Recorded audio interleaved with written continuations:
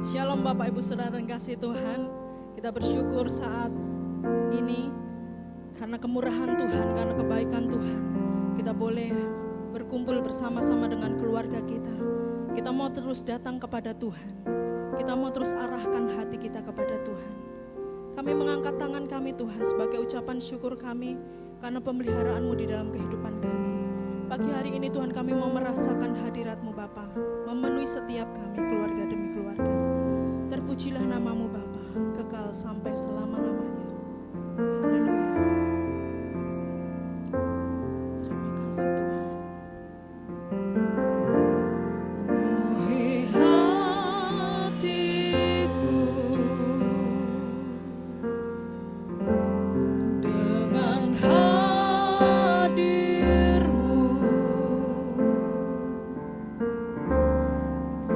Ku rindu memandang wajah-Mu, oh Tuhan, di dalam kekudusan-Mu. Bawaku dekat dalam hati-Mu.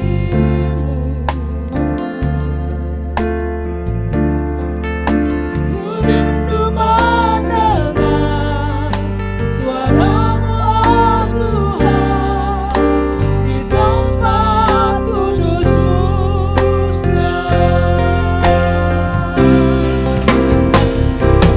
Ku rasakan kasih-Mu dan indahnya kekudusan-Mu. Penuhi dengan kasih-Mu, diam di hadirat-Mu. Ku mengangkat tanganku dan ku bersyukur menyembah-Mu. Penuhi dengan kasih-Mu, diam di hadirat-Mu.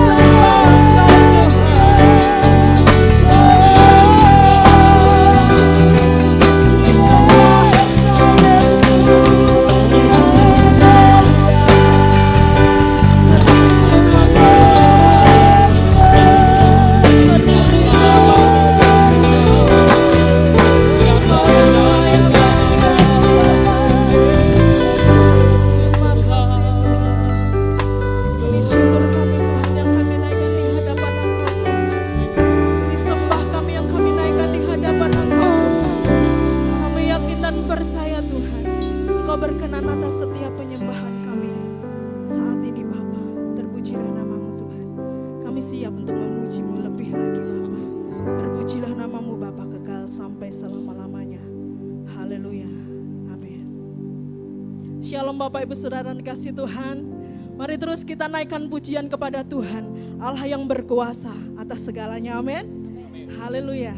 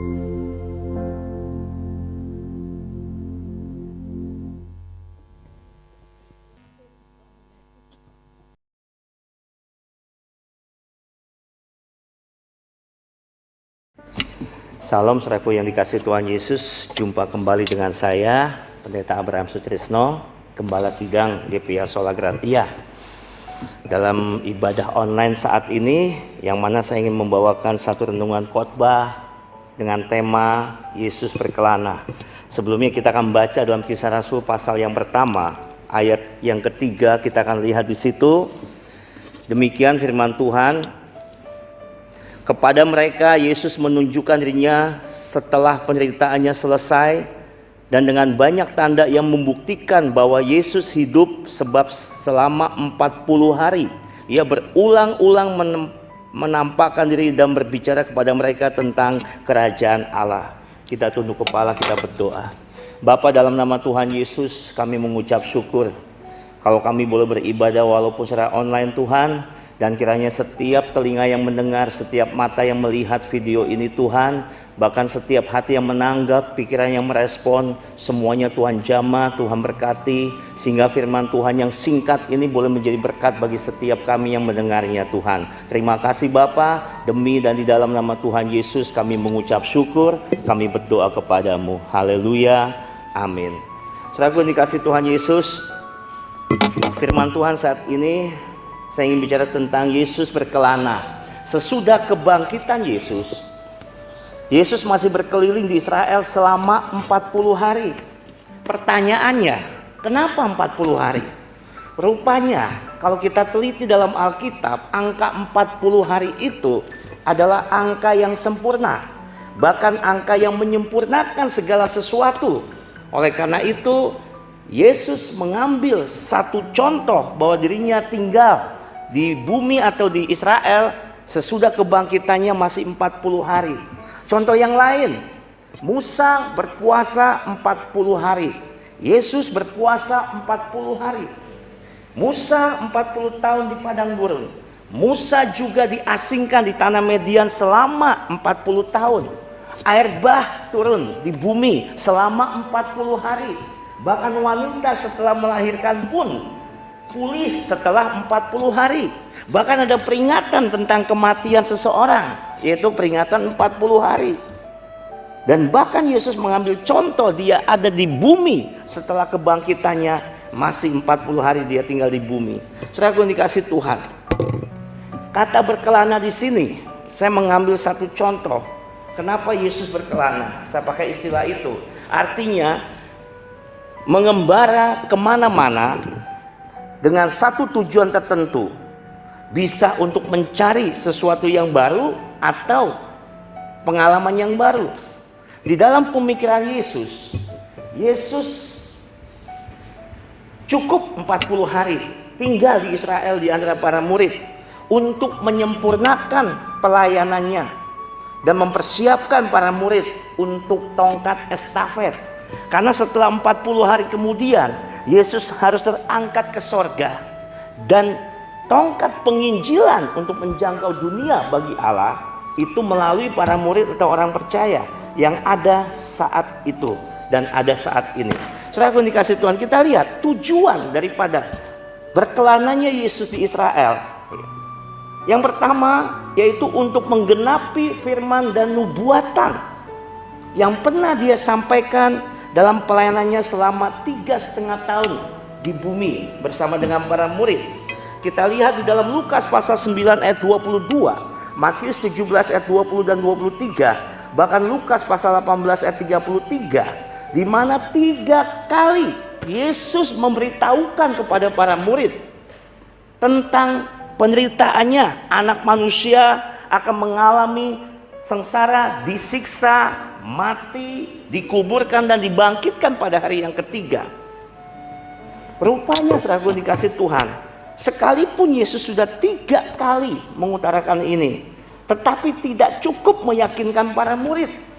Setelah Yesus mati, murid mengalami keraguan, apakah mungkin guru atau Tuhan akan bangkit. Kenapa saudara dikasih Tuhan? Karena saat itu ada satu kelompok orang Yahudi bernama kelompok Saduki yang memiliki sebuah keyakinan bahwa tidak ada kebangkitan orang mati. Dan jangankan para murid saat itu, Ahli Taurat dan orang-orang Farisi, imam-imam kepala pun sempat dipengaruhi dengan ajaran ini.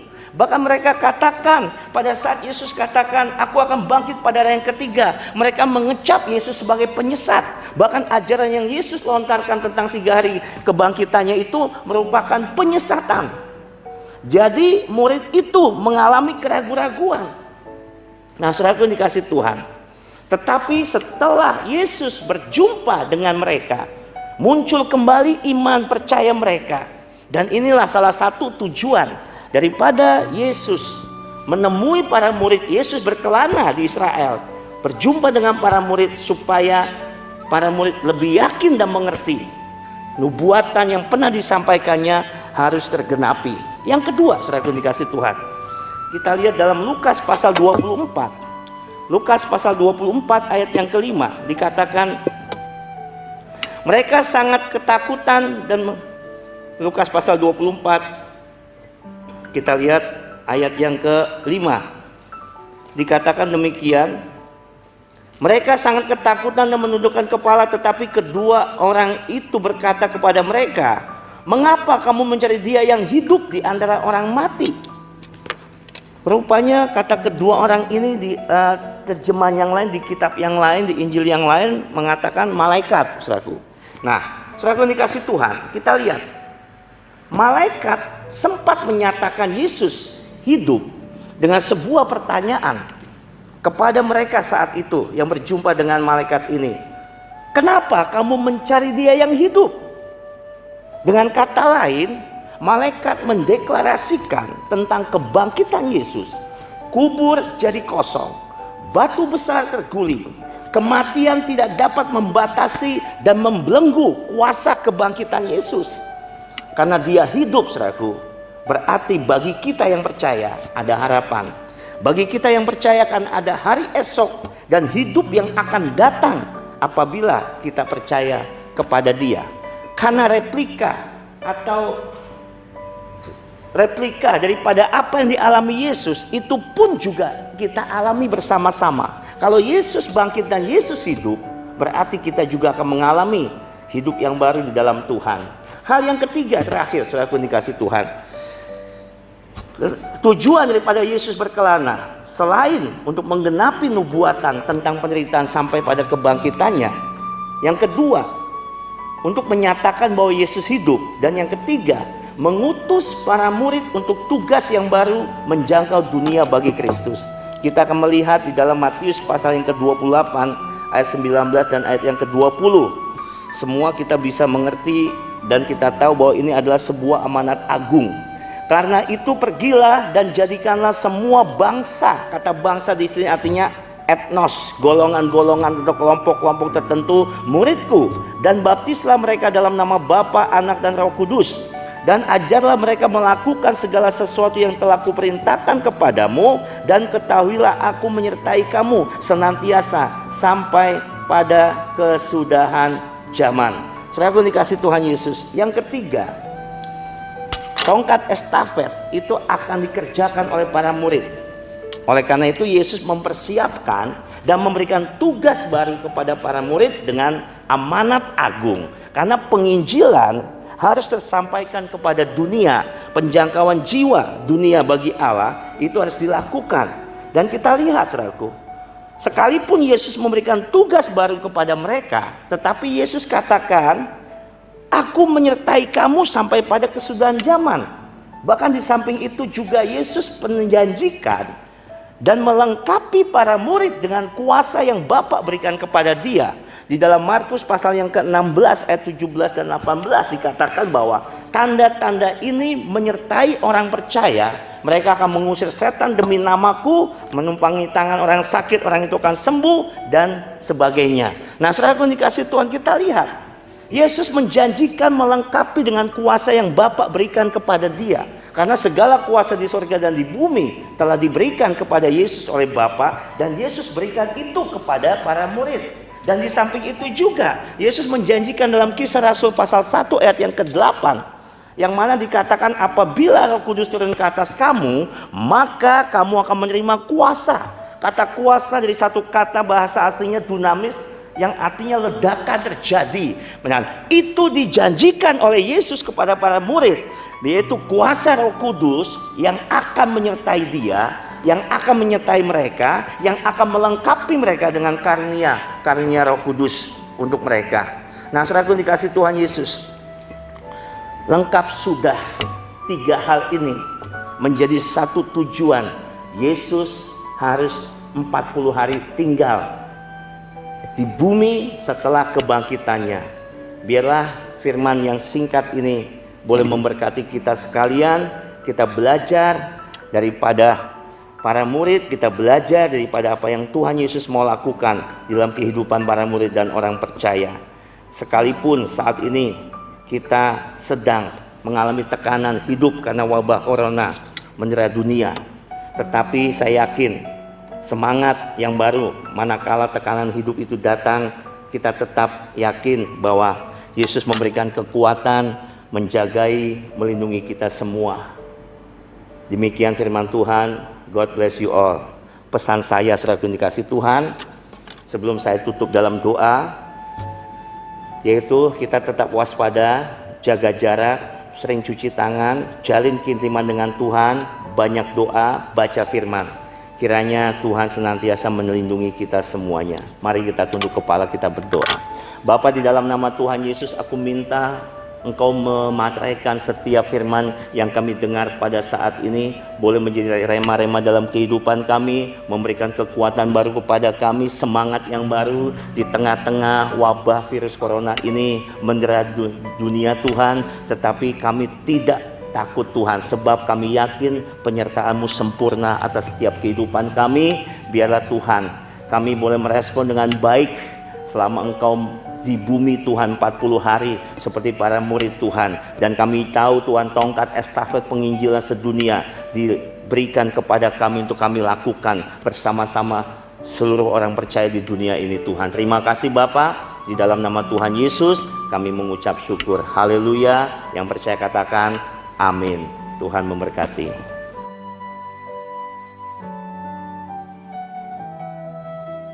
Jemaat GPA Sola Gracia yang dikasih Tuhan, jangan lupa untuk memberikan yang terbaik melalui berkat yang sudah Tuhan percayakan kepada saudara melalui rekening BCA atas nama Ibu Foni Hindrawanto dengan nomor rekening di bawah ini.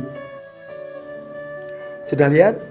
Sekarang jemaat dapat memberikan persembahan melalui GoPay. Caranya sangat mudah.